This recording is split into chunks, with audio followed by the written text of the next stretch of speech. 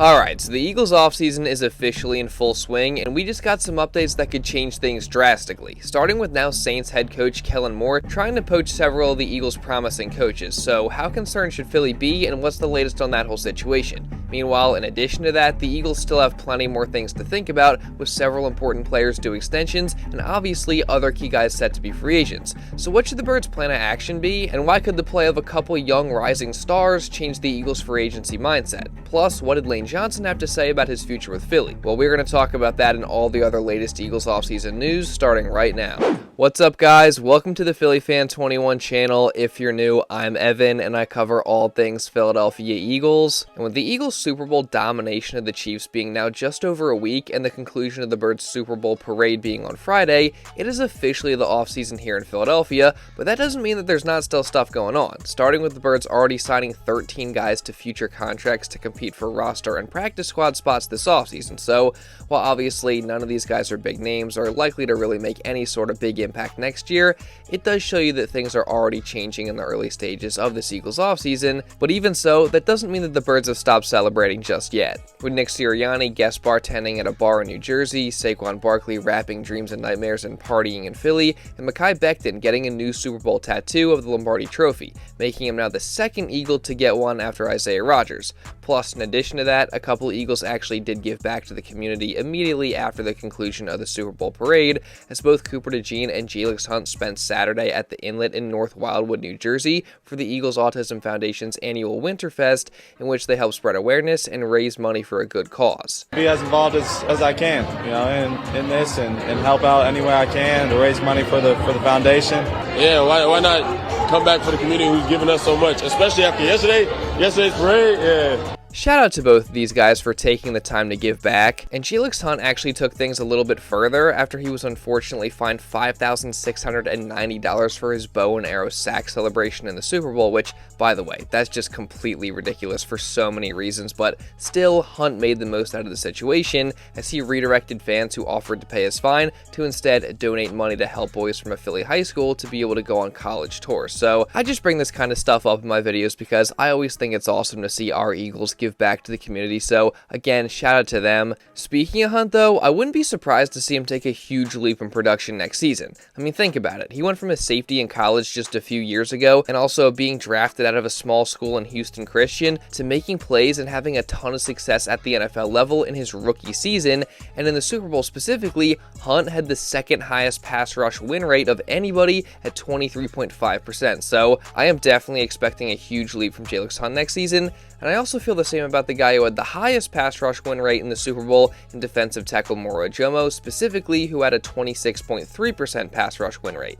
And I feel this way about Ojomo because he's another guy who we've seen improve tremendously in just a short amount of time, as he went from a 7th round pick and barely getting on the field in 2023 to having the second highest pass rush win rate among all defensive tackles this season at 18.2%, just behind Chris Jones. So safe to say, that's pretty impressive, and I feel like given more playing time, his production is only going to go up. And I bring this up because if you're Howie Roseman and the Eagles getting set to enter free agency, I feel like looking at what both Hunt and Ojomo have done and also seeing the potential they have, that could probably change your mindset when you're deciding who to bring back. Because, I mean, obviously, it is an unfortunate situation that the Birds are in where they're reportedly probably going to lose some key free agents, and when it comes to both Josh Sweat and Milton Williams specifically, having a couple guys with bright futures, dare I say possible rising stars behind them on the depth chart in Hunt and Ojomo, I don't want to say that makes Sweat and Milton expendable because they're obviously both fantastic players and I would love to have them back, but I at least feel like it makes them a little bit less of a priority when deciding who to try and re-sign. Now, am I saying the Eagles aren't going to try and bring these guys back? No, I'm definitely not, and I hope that they can get some deals done to keep Sweat and Milton Philly, but you just can't keep everybody. So I think having Hunt and Ojomo on the come up definitely gives Howie and the Birds something to think about ahead of free agency. Now, speaking of key free agents though, obviously priority number one has to be linebacker Zack Baun, just because he had a completely historic season for Philly and possibly the best season they've ever seen from a linebacker, and he can be a cornerstone for this Vic Fangio defense for years to come, so keeping Baun around is an absolute must, no matter what it costs in my opinion. Now, projections that I've seen have kind of been all over the place, so we'll see as we get closer to free agency what his true value is, but my hope is that he maybe ends up taking a little bit less to stay with Philly, because he has made it clear that this is the place that he wants to be. And another guy who I can pretty safely say wants to be here is Mekhi Becton, as in addition to all the clear gratitude and love he has for the Eagles and the city of Philly, yesterday morning he posted on Twitter saying, quote, "I miss the guys." So, I mean, yeah, that's just one more thing, and I feel like it's pretty clear that he wants to stay. But again, we obviously can't keep everybody, so my hope is that we can at least bring back 2 of these guys, and at the very least, we just gotta find a way to keep Zack Baun around, but we'll see how it all plays out when free agency rolls around next month. But obviously, free agency isn't the only thing on the Eagles' minds, and actually, one of the reasons that they aren't going to be able to bring all these guys back is because they also have some extensions to get done in the near future. In this offseason, the main guy they have to get extended is going to be center Cam Jurgens, who ML Football suggested could get 4 years, $52 million, which honestly, that sounds like a pretty good deal to me, although this is really just a guess more than anything else and complete speculation. So hopefully we get an update a bit later in the offseason about what Cam's value could be. And then, in addition to Beef Jerky, guys like Jordan Davis and Nakobe Dean are also up for extension as well. So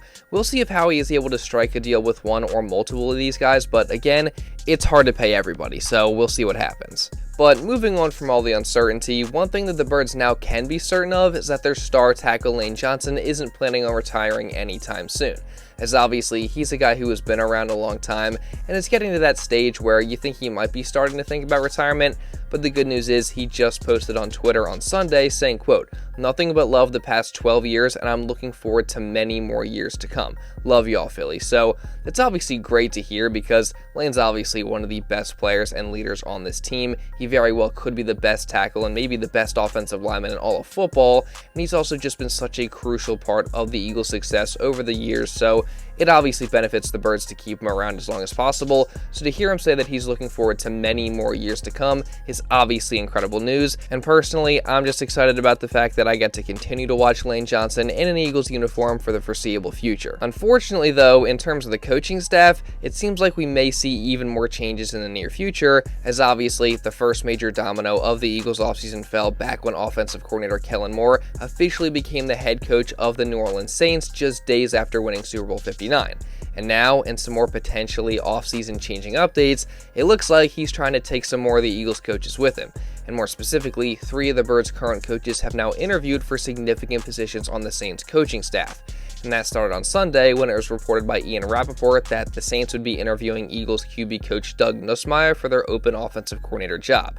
And as much as I don't want Jalen Hurts to have another new quarterback coach in addition to a new offensive coordinator, it would honestly surprise me if Coach Nuss didn't end up leaving for New Orleans, just considering the fact that not only has he already been labeled as the front runner for that job, but he also has serious ties to New Orleans, and he's been with Kellen Moore since Dallas, following him to both LA and Philly. So with Moore now in NOLA and the opportunity to be promoted to offensive coordinator, again, I feel like it's pretty likely that the Eagles will lose Nussmeier to the Saints. However, he's not the only Eagles coach up for the Saints OC job, as it was reported yesterday by Adam Schefter that New Orleans also interviewed Birds running back coach Jemal Singleton, who one Eagles official described as, quote, "a big part of what we do on offense and a rising star going forward." So obviously, that's not great either. As you heard it there, Singleton has been an important part of the Birds' offense over the past few years, and he's had tremendous success as a running backs coach here in Philly, with guys like Miles Sanders, DeAndre Swift, and now, of course, Saquon Barkley all having career seasons under him.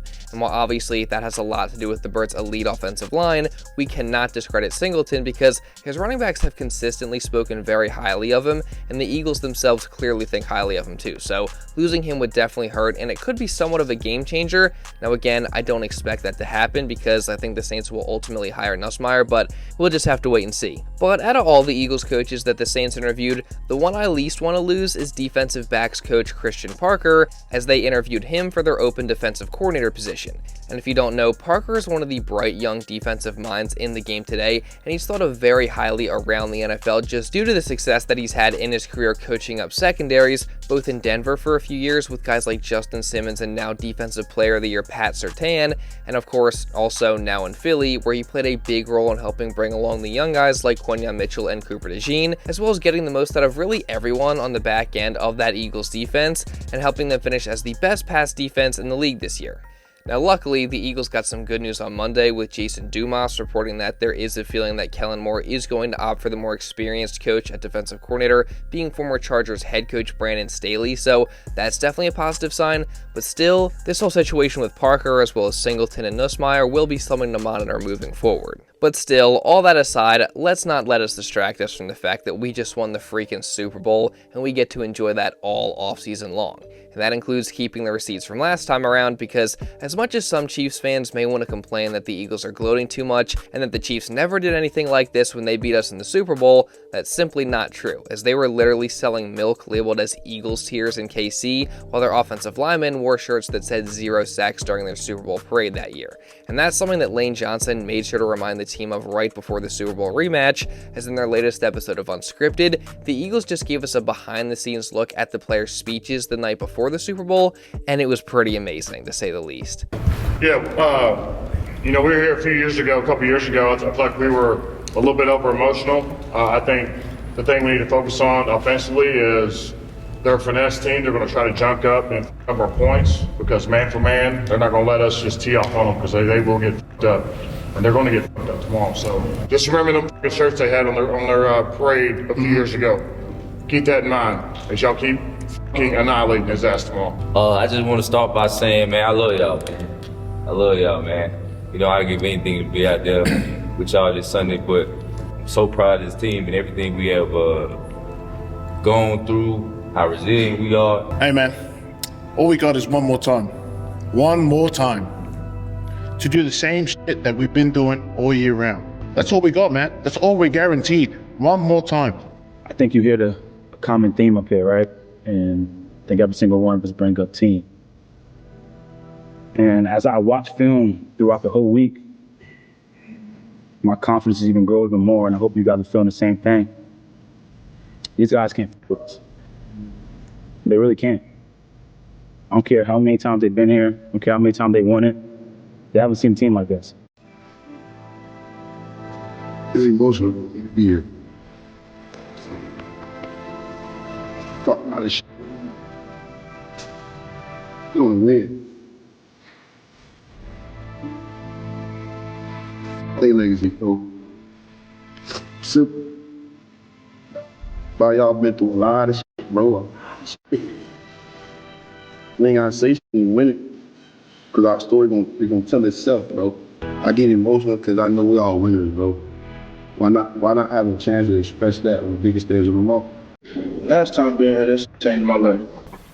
It changed my life, and it changed my mentality, and it changed everything. Cause for so long, I was seeking. What would I do when I got this moment again? What would I do when this opportunity met me again?